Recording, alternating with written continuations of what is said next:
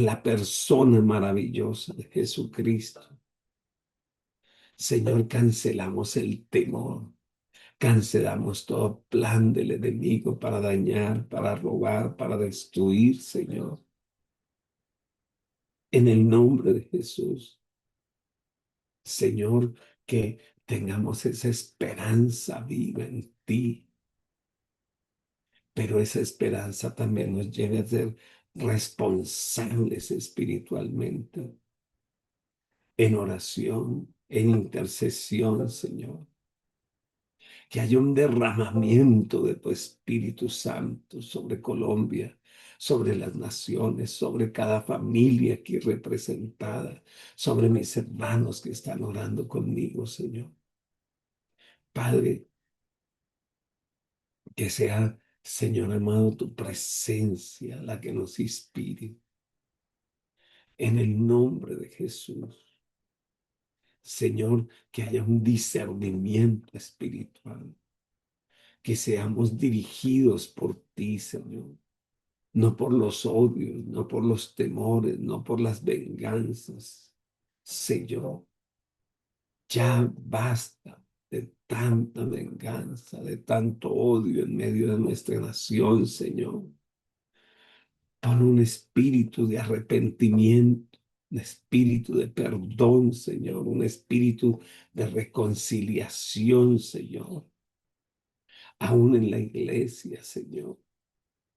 Señor, oramos por protección divina para las familias, protección divina, Señor amado, para la iglesia, para los ministros, para cada persona, Señor, que se encuentra vulnerable, Señor, que tu gloria sea manifiesta.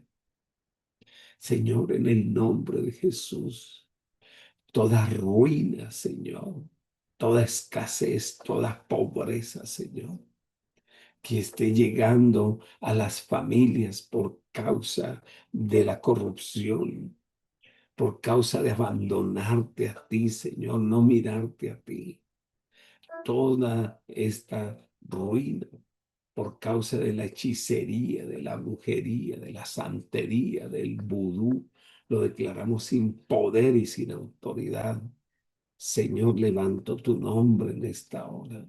Te agradezco porque tú eres fiel, Señor. Ahora mismo, Señor, trae prosperidad a cada familia aquí representada, Señor. Trae bienestar, Señor, a cada nación aquí representada, al campo, Señor. En el nombre de Jesús, Señor, que en medio de nosotros prevalezca la justicia, la verdad, la rectitud, Señor, que provienen de ti, Señor.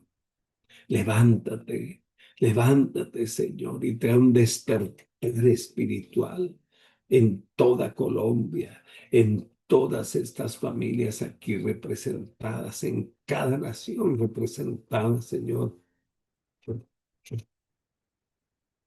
Señor, en el nombre de Jesús, orando para que la verdad prevalezca, para que el engaño y la corrupción y las mentiras, Señor, las noticias falsas de lado y lado sean derribadas para la gloria de tu nombre, Señor, para que podamos permanecer como nación libre, Señor. Señor amado, gracias por la libertad que tenemos de alabarte, de adorarte, de tener una iglesia, de poder congregarnos, Señor, todavía. Ayúdanos, Señor. Mantén, Señor, esas bendiciones entre nosotros, Señor amado. Que tu voluntad se manifieste por encima de los intereses humanos, Señor. Yo no conozco el corazón de nadie, Señor, pero tú sí los conoces, Señor. Por eso nuestra confianza está puesta en ti, Señor, por encima de cualquier persona, de cualquier circunstancia, Señor. Y por eso te alabamos en esta mañana, te exaltamos, Señor. Yo pongo cada familia aquí representada, Pongo sus hijos, pongo todos los integrantes de tu familia delante del Señor. Alabado su nombre desde el más pequeñito hasta el más adulto. Que la presencia de Dios, que el Espíritu Santo sea ministrando sobre sus corazones, sea levantándolos, restaurándolos. Y si hay algún enfermo entre nosotros, Señor, que el poder de tu Espíritu Santo, ese poder que levantó a Cristo de entre los muertos, ese mismo poder fluye en nuestro cuerpo físico y lo restaure, lo levante para que podamos alabarte y adorarte con gozo, con alegría, que no haya ningún impedimento, Señor, en el nombre de Jesús, para que podamos levantar nuestro corazón, nuestra vida, nuestra mente, todo nuestro ser para la alabanza, la adoración y la exaltación de tu nombre, Jesús. Gracias por este día, Señor. Ponemos la palabra, ponemos este tiempo de viajar por el libro de los Gálatas en tus manos, Señor, y abre nuestro corazón, Señor, en el nombre de Jesús. Gracias, Señor. Amén. Bueno, Dios me les bendiga. Qué bendición que estén aquí con nosotros. Y bueno, seguimos disfrutando de la palabra. Yo espero que usted la esté disfrutando. Hoy queremos empezar con Gálatas, el capítulo 2. Pero déjeme hacer una pequeña introducción. Y es que para el apóstol Pablo, su libertad espiritual en Cristo valía mucho más que la popularidad o inclusive que su propia seguridad. Estaba dispuesto a luchar por esa libertad. Y es por eso que encontramos esta carta. Amaba a su iglesia, pero no iba a soportar que los judaizantes y falsos cristianos se levantaran para llevar a la iglesia, a ese grupo de personas, a la esclavitud. Entonces, la primera lucha por la libertad cristiana fue en el concilio de Jerusalén. Eso fue lo primero que tuvo que enfrentar, esa batalla, y la enfrentó en el concilio de Jerusalén. Quiero que lea conmigo capítulo 2, verso 1 al verso 10, o me escuche. Y dice la escritura de la siguiente manera. Después, pasados 14 años, subí otra vez a Jerusalén con Bernabé, llevando también conmigo a Tito, pero subí según una revelación, y para no correr o haber corrido en vano, expuse en privado a los que tenían cierta reputación el evangelio que predico entre los gentiles. Mas ni aun Tito, que estaba conmigo, con todo y ser griego, fue obligado a circuncidarse. Y esto, a pesar de los falsos hermanos introducidos a escondidas, que estaban para espiar nuestra libertad que tenemos en Cristo Jesús, para reducirnos a esclavitud, a los cuales ni por un momento accedimos a someternos para que la verdad del Evangelio permaneciese con nosotros. Pero de los que tenían reputación de ser algo, lo, lo que hayan sido en otro tiempo, nada me importa. Dios no hace acepción de personas. A mí, pues, los de reputación, nada nuevo me comunicaron. Antes, por el contrario, como vieron que me había sido encomendado el evangelio de la incircuncisión, como a Pedro el de la circuncisión, pues el que actuó en Pedro para el apostolado de la circuncisión, actuó también en mí para con los gentiles. Y reconociendo la gracia que me había sido dada, Jacobo, Cefas y Juan, que eran considerados como columnas, nos dieron a mí y a Bernabé la diestra en señal de compañerismo, para que nosotros fuésemos a los gentiles y ellos a la circuncisión. Solamente nos pidieron que nos acordásemos de los pobres, cual también procuré con diligencia. Esta fue la primera reunión que tuvo el apóstol Pablo, porque tenía que asegurarse primero de que lo entendieran y entendieran el mensaje que él estaba predicando.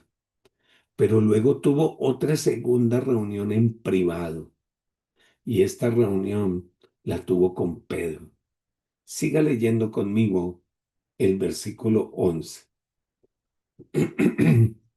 Pero cuando vino Pedro a Antioquía, le resistí cara a cara porque era de condenar. Pues antes que viniesen algunos de parte de Jacobo, comía con los gentiles, pero después que vinieron, se retraía y se apartaba, porque tenía miedo de los de la circuncisión.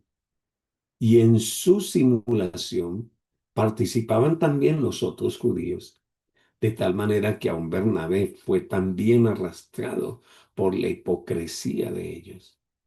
Pero cuando vi que no andaban rectamente conforme a la verdad del Evangelio, dije a Pedro delante de todos: si tú siendo judío vives como los gentiles y no como judío, ¿por qué obligas a los gentiles a judaizar? Nosotros, judíos de nacimiento, y no pecadores de entre los gentiles, sabiendo que el hombre no es justificado por las obras de la ley, sino por la fe de Jesucristo. Nosotros también hemos creído en Jesucristo para ser justificados por la fe de Cristo y no por las obras de la ley. Por cuanto por las obras de la ley nadie será justificado. Y si buscando ser justificado en Cristo, también nosotros somos hallados pecadores. ¿Es por eso Cristo ministro de pecado? En ninguna manera. Porque si las cosas que destruí, las mismas vuelvo a edificar, transgresor me hago. Porque yo por la ley soy muerto para la ley, a fin de vivir para Dios. Con Cristo estoy juntamente crucificado. Ya no vivo yo, mas Cristo vive en mí. Y ahora lo que vivo en la carne, lo vivo en la fe del Hijo de Dios, el cual me amó y se entregó a sí mismo por mí. No desecho la gracia de Dios, pues si por la ley fuese la justicia, entonces por demás murió Cristo.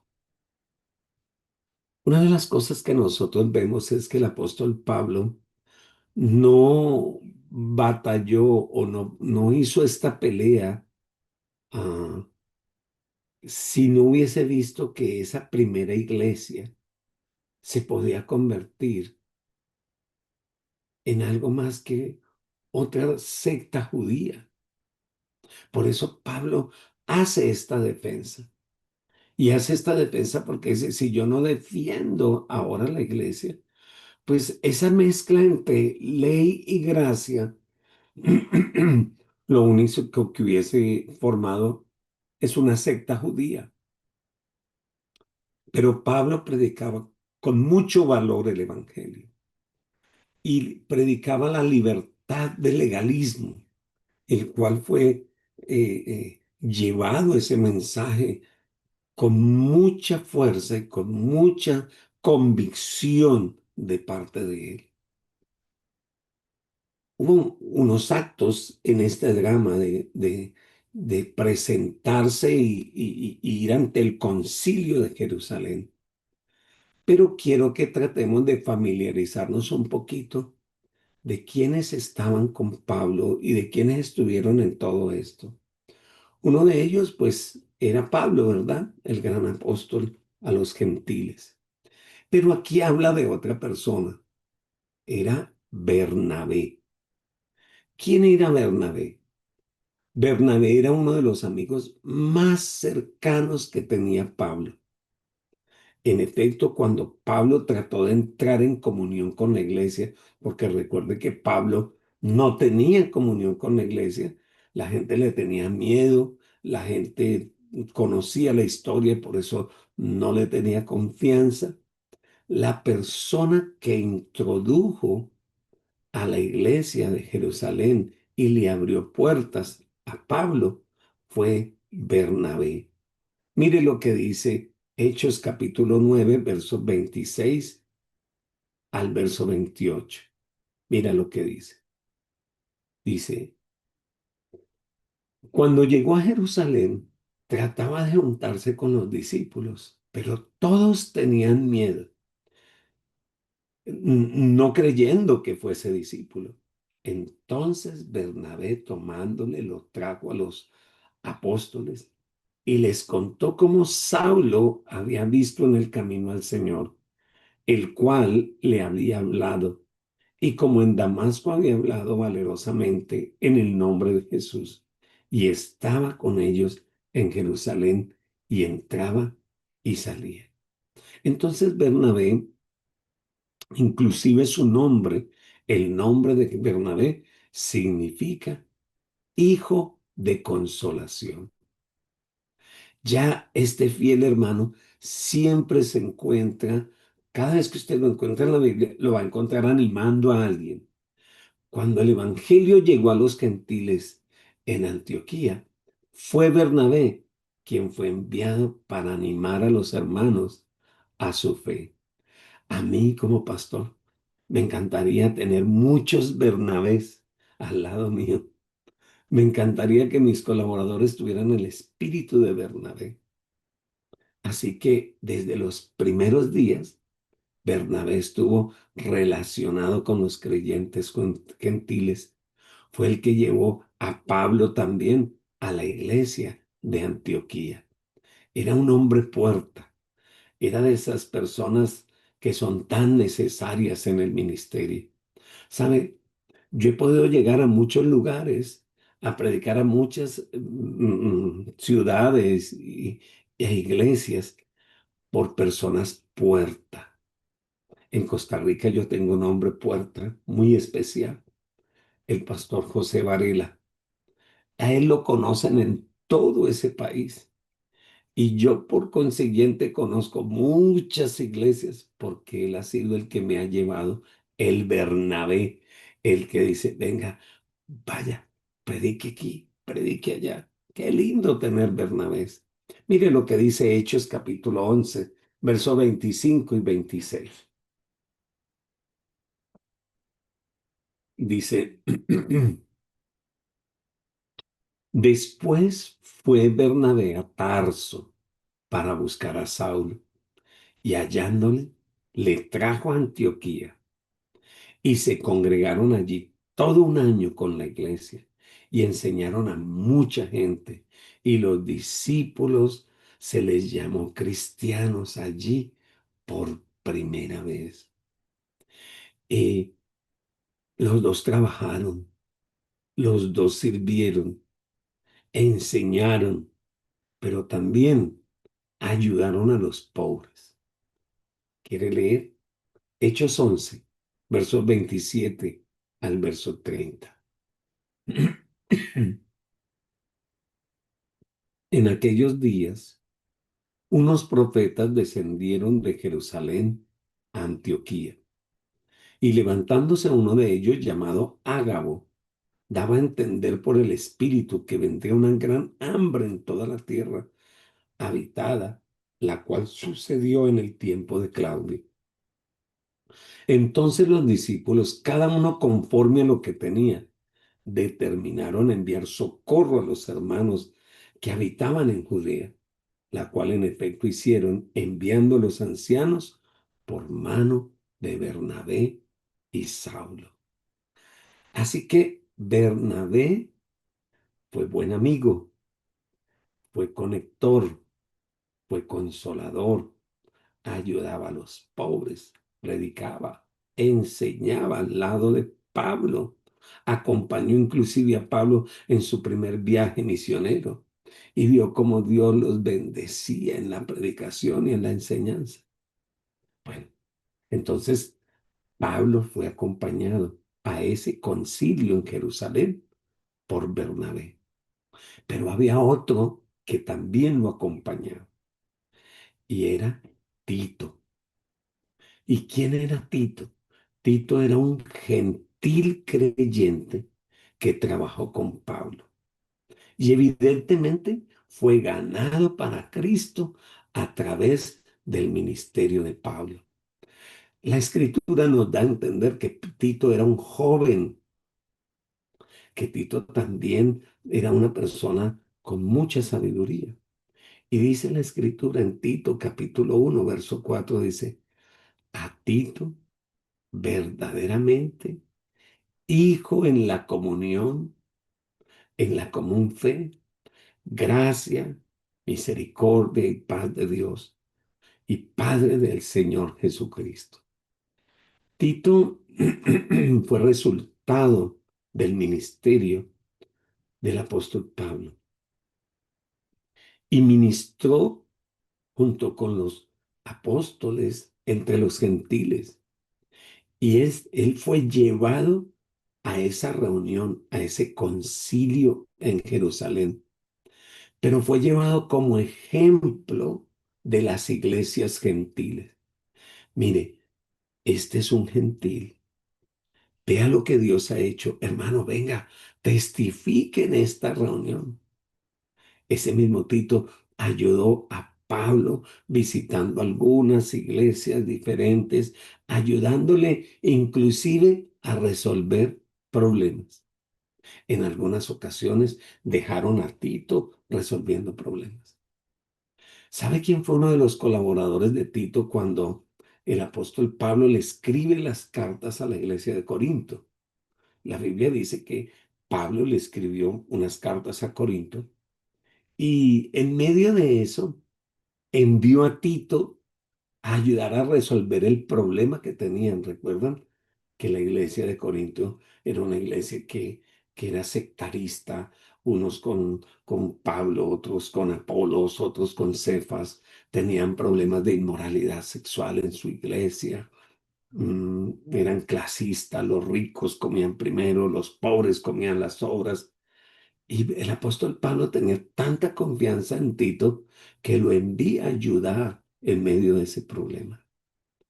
Dice Tito capítulo 1, verso 5, por esta causa te dejé en Creta para que corrigieses lo deficiente y establecieses ancianos en cada ciudad, así como yo te mandé. Otra de las cosas que nosotros como pastores necesitamos es personas de confianza a las cuales podamos delegar tareas y tareas delicadas. Se requiere madurez para escuchar los problemas de una iglesia, para ser un conciliador. Y creo que Tito tenía esa característica. Tito era un conciliador. Entonces, también habían tres hombres más, tres pilares de la iglesia de Jerusalén. Estaba Pedro, estaba Juan y estaba Santiago. Santiago, este último, era hermano del Señor Jesucristo. Pero este Santiago no lo debemos de confundir con Santiago el apóstol al que Herodes mató. No, este Santiago es hermano del Señor Jesucristo, hijo de María. Bueno, ahora, ¿quién era tu participante? Era Pedro. Y lo conocemos por su papel bien predominante en los evangelios y por esa, cómo aparece en el libro de los Hechos, ¿verdad? Fue Pedro el que recibió las llaves y abrió la puerta de la fe a los judíos, a los samaritanos, a los gentiles. Entonces era un grupo tremendo el que tenía que se iban a reunir.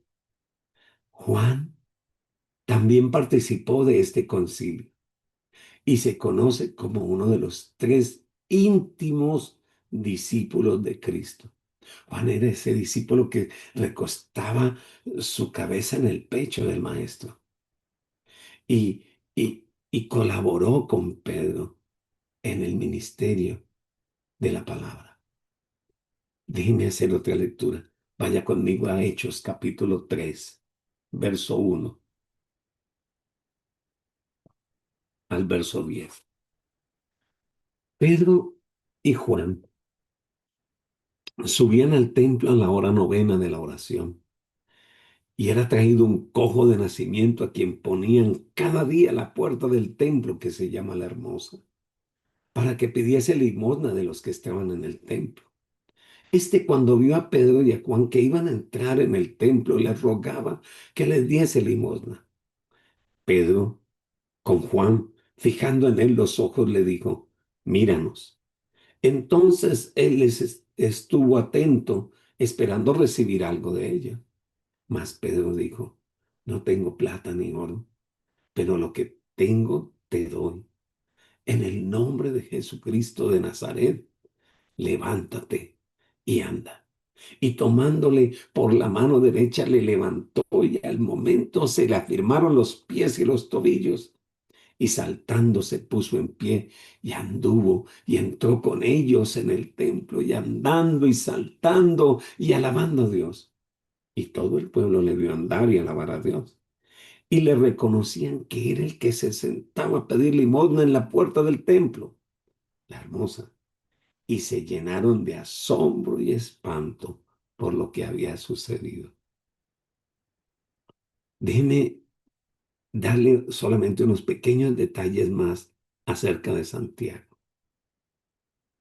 Según la Biblia, nosotros sabemos que María y José tuvieron varios hijos. Uno de esos hijos era Santiago. Miremoslo. Mateo 13, verso 55. Mateo 13, verso 55. Y la gente preguntó: ¿no es este el hijo del carpintero?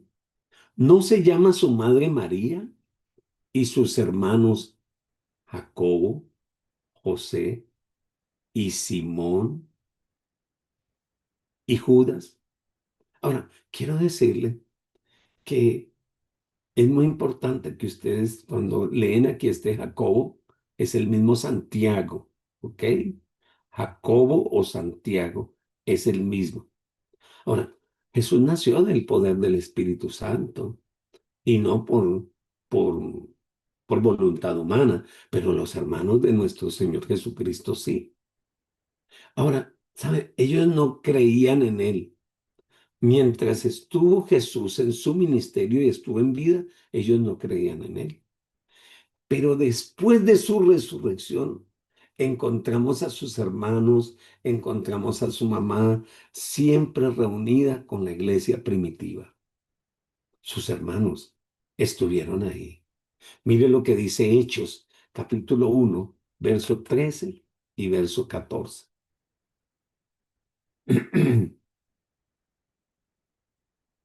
Y entrados, subieron al aposento alto donde moraban Pedro y Jacobo, Juan, Andrés, Felipe, Tomás, Bartolomé, Mateo, Jacobo hijo de Alfeo, Simón el celote y Judas hermano de Jacobo. Todos perseveraban unánimes en oración y ruego con las mujeres y con María, la madre de Jesús, y con sus hermanos. Entonces, ¿qué pasó con la familia de Jesús? Bueno, cuando Cristo resucitó, ellos perseveraban en la fe, en la comunión con los discípulos. Pablo nos informa que el Cristo resucitado, le apareció a su hermano Santiago. Y ese fue un punto decisivo en la vida de su hermano. Ese mismo Jacob. Primera de Corintios 15, verso 5 al verso 7. Y dice, y que apareció a Cefas y después a los 12 y después le apareció a más de 500 hermanos a la vez, de los cuales muchos viven y otros ya duermen. Después le apareció a Jacobo, que es el mismo Santiago. Después a todos los apóstoles. Este Santiago, hermano de Jesús, fue el líder de la primera iglesia en Jerusalén. Fue uno de los líderes. También escritor de la epístola de Santiago. Y esa carta demuestra que Santiago estaba comprometido y había recibido la revelación de parte del Señor. Alabado el nombre de Dios. Y junto con estos hombres y los apóstoles y los ancianos, se hizo la primera concilio, la primera reunión. Mire lo que dice Hechos capítulo 15, versículo 4 al versículo 6. Yo lo que estoy pretendiendo hoy es ponerle en contexto para que cuando ya hablemos de la reunión y de lo que pasó en esas reuniones, usted tenga un contexto. Mire, Hechos 15, versículo 4, el versículo 6 dice, y llegados a Jerusalén, fueron recibidos por la iglesia y los apóstoles y los ancianos, y refirieron todas las cosas que Dios había hecho con ellos. Pero algunos de la secta de los fariseos que habían creído se levantaron diciendo, es necesario circuncidarlos y mandarles que guarden la ley de Moisés. Y se reunieron los apóstoles y los ancianos para conocer de este asunto. ¿Qué era lo que iban a decir? ¿Qué era lo que iban a tratar en esa reunión? Bueno, vamos a aceptar a los gentiles como parte de nosotros. Y entonces, pues claro, Cristo vino a salvarnos a todos, ya no hay judío, ni griego, ni esclavo, ni libre. Ah, bueno, la única manera de aceptarlos es que se circunciden. Pero ¿cómo que se circunciden? Entonces empezaron a reunirse allí y tenían que mirar todas estas cosas. Pero habían falsos hermanos quienes se infiltraban en la reunión y se trataban de privar a los creyentes de la libertad en Cristo. Sin duda, eran algunos de los judaizantes que habían seguido a Pablo, porque déjeme decirle, habían judaizantes que seguían a Pablo de iglesia en iglesia, tratando de robarle los nuevos creyentes. Por eso es que Pablo los llama falsos hermanos. No eran creyentes verdaderos. Se hacían pasar por creyentes. Pero ¿qué hacían? Ponían cizaña. Entonces, esa es la lista de los actores de esta carta y de esas reuniones en el concilio. Si usted quiere tener una mejor ilustración de lo que vamos a hablar y de estas personas, le invito a que hoy, en un tiempito que tenga, se lea todo el capítulo 15 del libro de Hechos, porque Gálatas, ese capítulo 2 no lo podemos leer si no lo hacemos junto con Hechos, capítulo 15. Gracias al Señor por todos estos hombres y gracias al Espíritu Santo que está bien en medio de cada reunión. ¿Qué rescato de esto? A cada uno de nosotros Dios nos dio un don, un talento. Y yo le doy gracias al Señor por ustedes, por sus dones, por sus talentos, por sus habilidades. Pero acompañe a su pastor siendo fiel, siendo un consolador, siendo una persona mediadora. Acompaña a sus líderes para que le ayuden a llevar la carga, la tarea. No los dejen solos. Ayúdenlos, anímenlos, fortalezcanlos, alivianen su trabajo. Señor, gracias por cada hombre y mujer que está aquí, por sus vidas. Gracias por tus fuerzas y tu fortaleza, tu dirección. Ayúdanos este día. Te necesitamos, Señor. Y necesitamos la dirección de tu Espíritu Santo en todo lo que hagamos, Señor. Y tráeme Bernabés, tráeme Titos, tráeme a mi lado personas con que yo pueda deleitarme en el desarrollo de tu ministerio, Señor. En el nombre de Jesús. Amén. Pues que el Señor bendiga su día, que el Señor les fortalezca. Amén, Nos vemos pastor. mañana si Dios lo permite.